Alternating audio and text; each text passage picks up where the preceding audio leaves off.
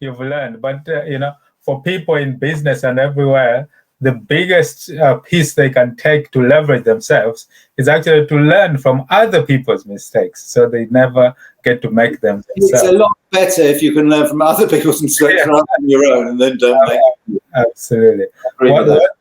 What would you say is the best piece of advice that you've ever received from anyone?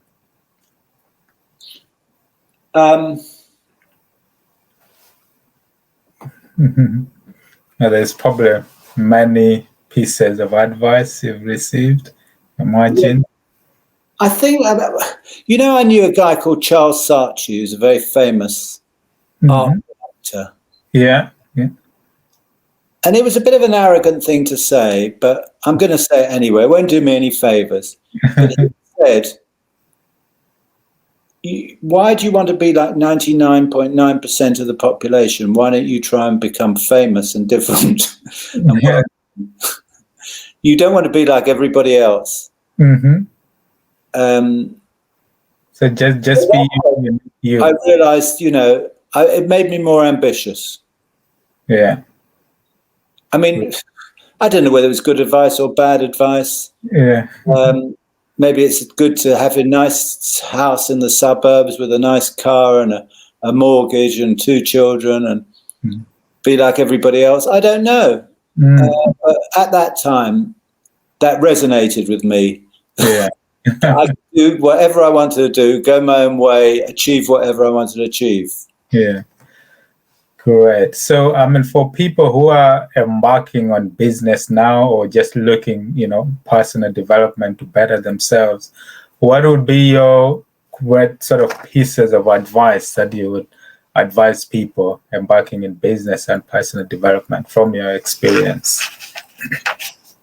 Well, what I would say is that don't give up, that you will be, you'll have setbacks. It takes a while. But you keep on going. Yeah. It's going to get, the more difficult it is to get there, the more difficult the journey is, the more pleasurable it is to reach the destination. If it's too easy, there's not a great pleasure. So don't give up. Don't expect it to be easy. Be an expert at your particular field, whatever you're doing. Because a lot of people can't be bothered with boring detail part of business. But business is about detail. It's about doing the little things right. And it won't happen overnight. You're not going to be an overnight success. One day you'll wake up and you will have a really good business if you are an expert in your field. Because there's too many people that what I call a jack of all trades. They don't really bother to be an expert in anything. But I think if you really do become good at one particular thing, you only need to be really brilliant at one thing. Terry Jordan was only brilliant at buying jewellery. He wasn't actually any good at anything else. Yeah. You only need to be good at one thing. But if you really get good at that, if you're the expert, if you're the world champion at that particular thing, you're the world champion. You only need to be a world champion at one thing. You don't need to be at everything. Yeah. You could be the world champion at choosing the right cloth that goes into clothing. You could be the world champion at getting people's nails looking good or their hair looking good. Yeah. As long as you're really good at one thing, rather than trying to be, a jack of all trades. Exactly. So that's my view. It's not everybody's. Yeah. No, but that's a golden piece of nugget out there, Gerald. Thanks for that. Now, your book, take us through your book and what you have going on now and what's happening in the future. Because you've got the book, Re-Invent Yourself. Yes. Just talk us through some of your what you're doing now and your books. Well, it's a book on because of the pandemic, although I was writing it before, but I felt it's much more relevant. I've written it with Rob Moore, Do you know Rob Moore? Yes, absolutely. He's one of my mentors. He's been on the podcast as well. He did my first ever podcast. We talked about leverage and everything. So yeah, he's a brilliant man, and he's made a fortune for lots of people. Yes, absolutely. Absolutely. It's a wonderful thing to do.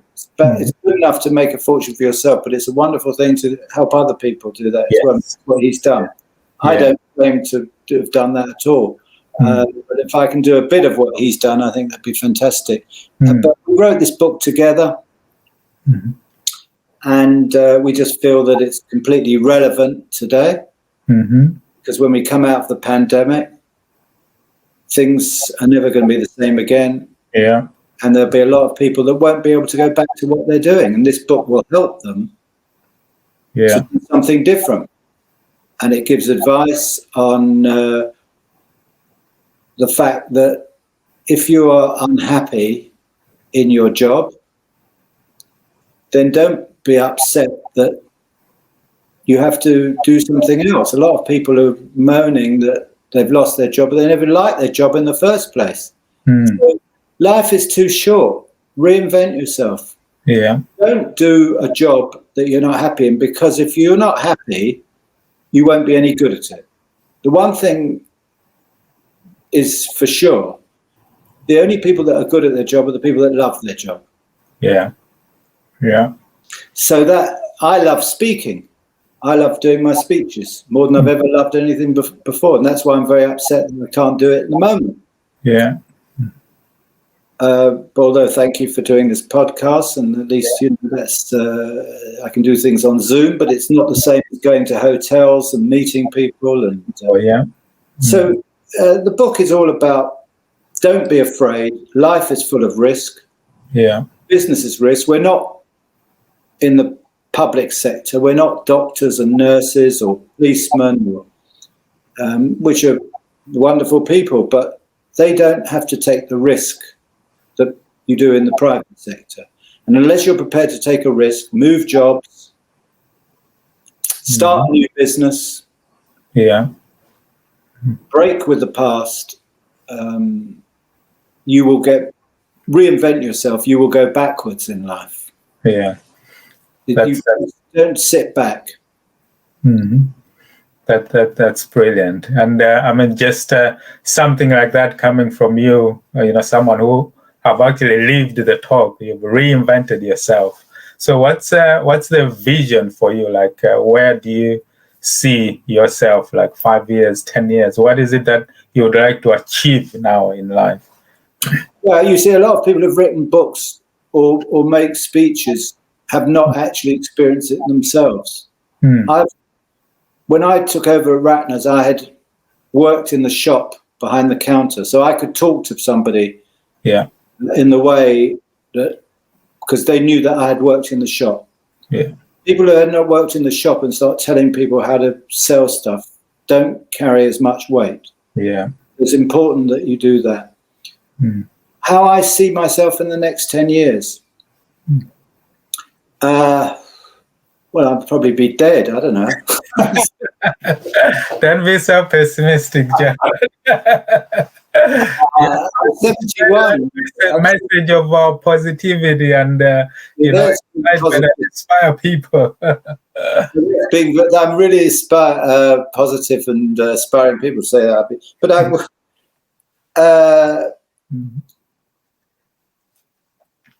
it's difficult because you're not as ambitious when you reach the age that I'm doing, but I do want to keep working in the next 10 years. My mother once said to me that you have to leave your house in the morning and to go to a place of work and come back in the evening. And I'm not doing that at the moment. None of us are doing it, or very few. And I think she's right. I think if you sit around the whole time, apart from the fact I'll annoy my wife, I think it's unhealthy. I think the times when you're at your happiest is when you're working the hardest. It's annoying. We'd all like to sit at home and eat chocolates, and watch television, but that actually doesn't make you happy. What makes you happy is working, putting in an effort, going to work. So I want to keep working till I drop dead. I would travel to India because I'm trying to set up a website there. Yeah. When I went to do mentoring in the Cayman Islands, one of the young girls said to me, "It's your day off tomorrow. We can lie on the beach." Sunday. And I said, "Well, I'm not. I'm actually flying to America tomorrow, to Atlanta, Fort Dallas, Fort Worth and Dallas to make a speech. And then I'm flying back in the middle of the night and carrying on the mentoring on the month. That's what I'm doing on my day off." I keep myself busy, and by keeping myself busy, I keep myself young. Yeah. I want to keep up my exercise and still cycle past young people in their 30s, overtake them. I do have a very fast bike, but I'm still very fit for my age. Yeah. I do a lot of walking, which is something new for me. I love it. So exercise, but you've got to exercise your brain as well as your body. That's the body, yeah. You can't let that go to pot. It'll go the same way as your body. It'll become fat and lazy. But I guess that's the beauty of sort of combining your passion and profession. So there's that blur between your vacation and your vocation. So like you say, you're enjoying what you're doing. In some instances, it's earning you money, but you love it. But also, it's that contribution to others, because, I can tell you, Gerald, just by appearing on this podcast, for example, and the mentorship that you do, it's making that contribution to people and others in a way that even if you don't get to see it, you don't get to feel it, but you're impacting the world out there just by sharing your story, sharing your experience, sharing how, you rise again from falling. And that, resonates with a lot of people who are also experiencing difficulties and problems, because they can see you and say, if Gerald, like you say, you appear on top lists of mistakes or whatever, but still looking at you and hearing your story, you're still positive and you take that as experience and you can still inspire people. And that is a very positive thing and a big contribution to others that you're doing as well. So, big credit to you. It's such an inspiration. So it's it's been an absolute pleasure having you on the podcast today. Alex, that's such kind words, and somebody who receives a lot of criticism. It's lovely to hear compliments from time to time. So I very much appreciate that, and thank you very much for asking me on your podcast. Yeah, it's been a pleasure, and as always, we'll be following up on your story. And if it's okay with you, maybe at some point I would like to bring some of my group. Maybe we can do maybe just a few of them, like a Q&A session. They can ask you a few things of the advice and pieces of golden nuggets they want to know and understand from business, and how they can push themselves and empower themselves and just increase their knowledge as well on business. And I think, just like you say, that will be a great contribution that you're doing to people as well. So anytime, that's what I do. That's what I do, and that's what I'm here for, to help people. So I'd be delighted. All right, brilliant. So it's been an absolute pleasure, Gerald. Thank you very much, and I'm sure enjoy the rest of your day, and we'll be in touch soon. All right, thanks. Thank you, Alex. Cheers. Bye. Bye.